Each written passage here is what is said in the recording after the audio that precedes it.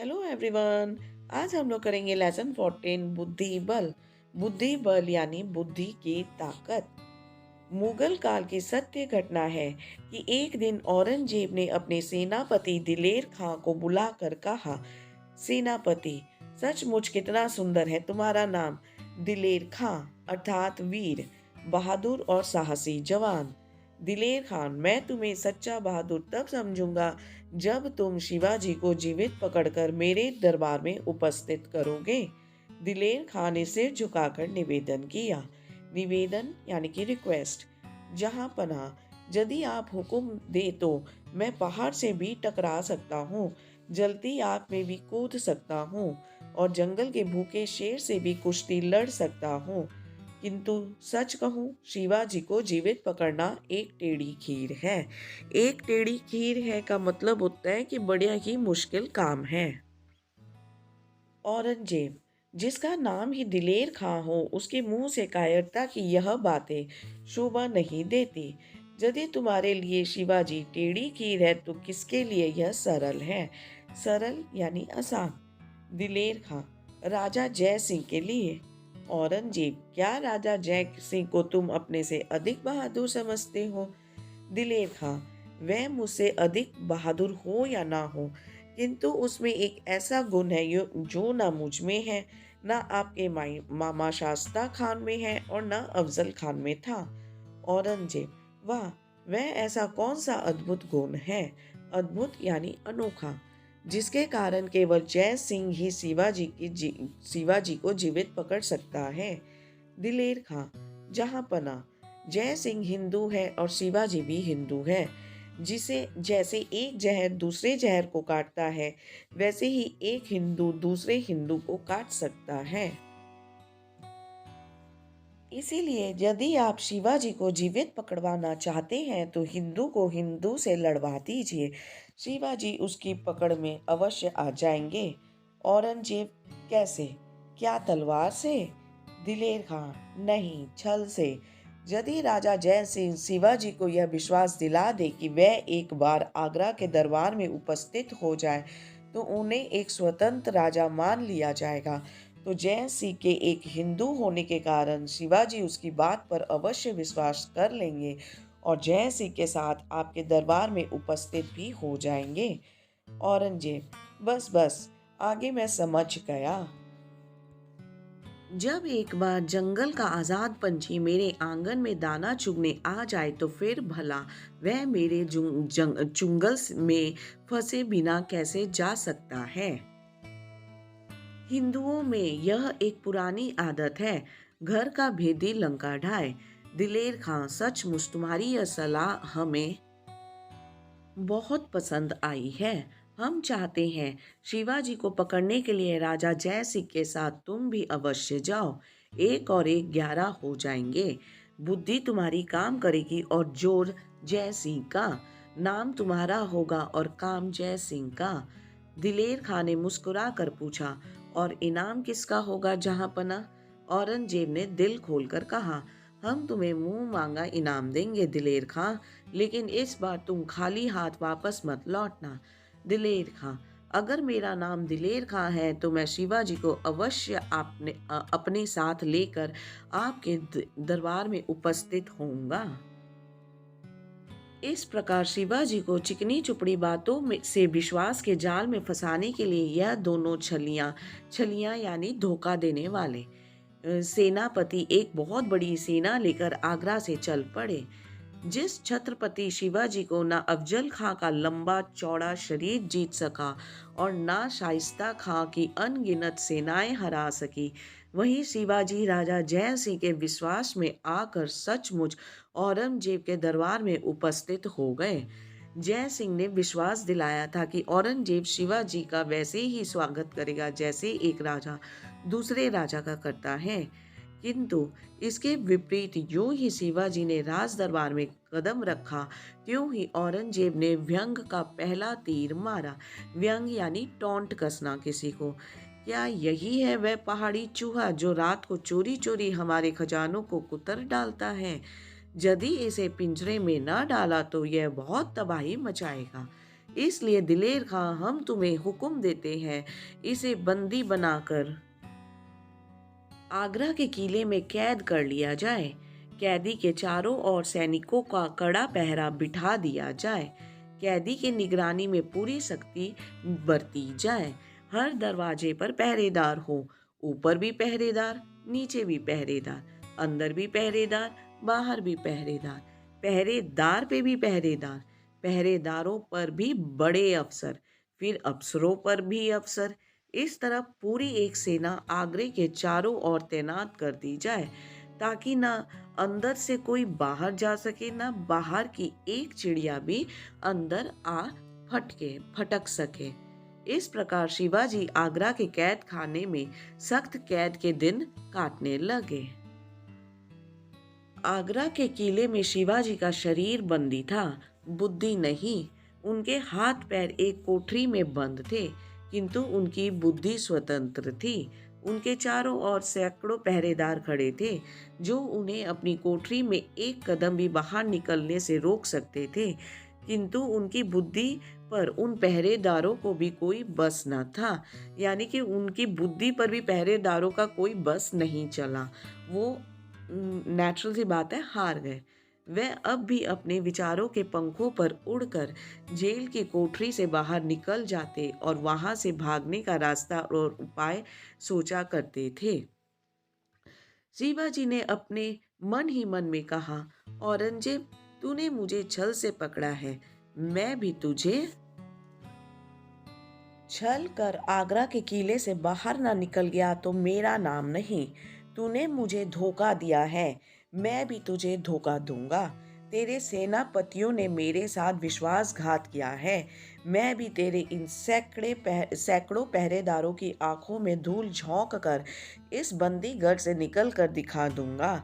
जैसे के साथ तैसा करना चाहिए। अब तू मुझे रोक सकता है तो रोक ले। इस प्रकार शिवाजी ने मन ही मन वहां से भागने का उपाय सोच लिया था।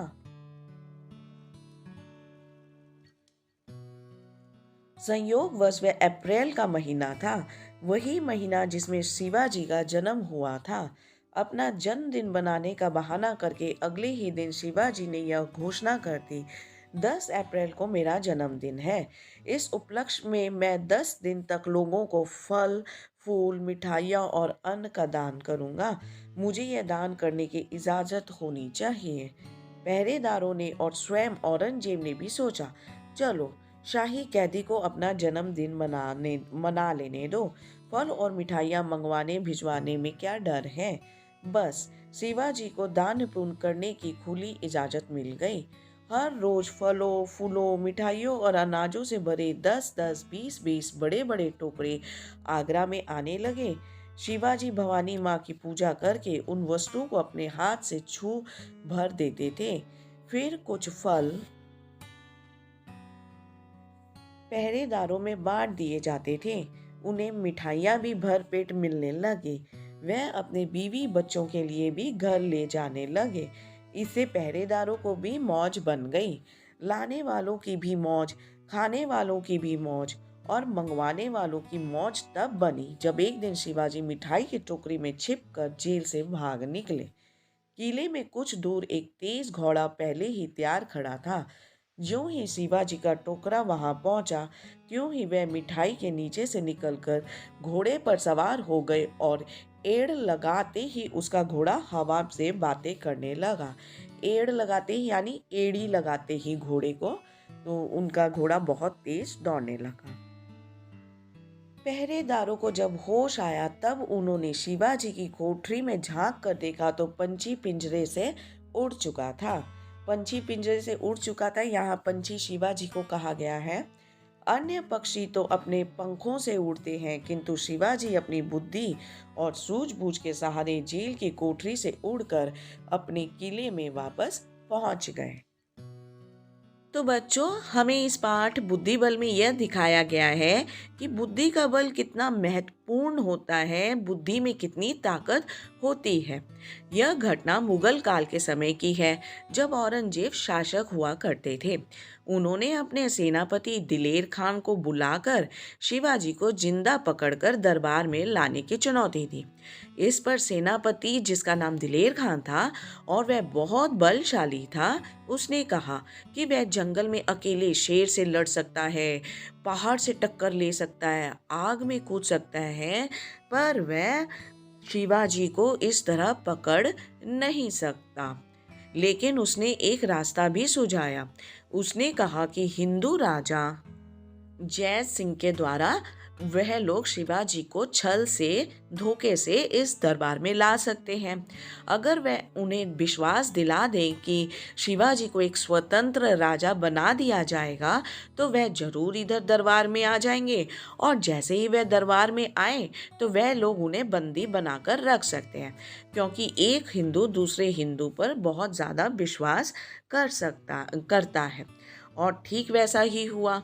शिवाजी को छल से, धोखे से औरंगजेब के दरबार में लाया गया, और जैसे ही वह दरबार में आए तो उन्हें औरंगजेब ने पहाड़ी चूहा कहकर तंज कसा उसके ऊपर टॉन्ट किया और उन्हें बंदी बनाकर कारावास में डाल दिया। बहुत सारे पहरेदार लगाए गए, पहरेदारों पर पहरेदार लगाए गए, पहरेदारों पर अफसर लगाए गए, और अफसरों पर भी अफसर लगाए गए, ताकि शिवाजी वहां से कहीं वापस भाग ना जाए। लेकिन औरंगजेब भूल गया कि उसने तो शिवाजी के शरीर को बंदी बनाया है, उनके दिमाग को नहीं। शिवाजी इस मुसीबत से निकलने का रास्ता सोचते रहे, और उन्होंने कहा कि औरंगजेब ने तो उन्हें छल से पकड़ा है, और वह भी इसी छल से औरंगजेब के कैद से निकल जाएंगे। और वह कोई ना कोई उपाय सोचने लगे। फिर उसी वो महीना जो था, अप्रैल का महीना था, और अप्रैल के महीने में ही शिवाजी का जन्म हुआ था। तो उन्होंने घोषणा कर दी कि 10 अप्रैल को मेरा जन्मदिन है, और इस मौके पे वह 10 दिन तक लोगों को फल, फूल, मिठाइयाँ और अन्न यानी अनाज का दान करेंगे, और यह दान की इजाज़त उन्हें मिलनी चाहिए, क्योंकि वह एक शाही कैदी थे, इसलिए उन्हें यह जन्मदिन मनाने की छूट दे दी गई। और डेली हर दिन महल के अंदर मिठाइयाँ, फल, फूल, अनाज ये सब आने लगे और महल के बाहर जाने लगे। पहरेदारों को भी बहुत कुछ खाने को मिलता था। इतनी मिठाइयाँ खाकर वह भी बड़े खुश थे, और वह अपने परिवार के लिए मिठाइयाँ घर भी ले जाया करते थे। इसी बीच शिवाजी ने क्या किया कि अपने आप को फलों और फूलों की टोकरी में छिपाकर महल से खुद को बाहर निकलवा लिए। खुद वह महल से निकल गए बाहर, और कुछ दूर पर एक तेज घोड़ा पहले से ही खड़ा था। शिवाजी उस घोड़े पे सवार हुए और घोड़ा को हवा की तरह दौड़ाने लगे और अपने किले तक पहुंच गए। इस तरह वह मुगलों की बंदी से आज़ाद हो गए। और जब पहरेदारों को होश आया, तब उन्हें देखा कि शिवाजी की कोठरी तो खाली पड़ी है, यानी कि वे वहां से निकल गए। तो हम देख सकते हैं कि पंछी तो फिर भी पर लगाकर उड़ते हैं, पर शिवाजी ने तो अपनी बुद्धि और सूझबूझ के सारे ही जेल की कोठरी से उड़कर बाहर निकल गए और आज़ादी को पा लिया। तो बच्चों, आपने देखा कि किस तरह इतनी कठिन परिस्थिति में भी शिवाजी ने अपनी बुद्धि का इस्तेमाल किया और किले से निकलकर भाग जाने में कामयाब हो गए। इसीलिए कहते हैं कि बुद्धि में बहुत बल होता है, तथा यह हमें किसी भी खराब परिस्थिति या मुसीबत से बाहर निकालने में सक्षम होती है। जहाँ पे बल की ज़रूरत है वहाँ बल का प्रयोग होना चाहिए, लेकिन बुद्धि जो होती है बल से भी ऊंची होती है। जहाँ पर सारे रास्ते बंद हो जाते हैं, वहाँ पर हम अपनी बुद्धि से कोई ना कोई रास्ता जरूर खोल सकते हैं। इस लेसन के क्वेश्चन आंसर्स पहले ही कर दिए गए हैं। आप हमारा दूसरा वीडियो हमारे चैनल पे देख सकते हैं। And also do not forget to like and share this video. Do subscribe to our channel as well. Thank you very much, everyone.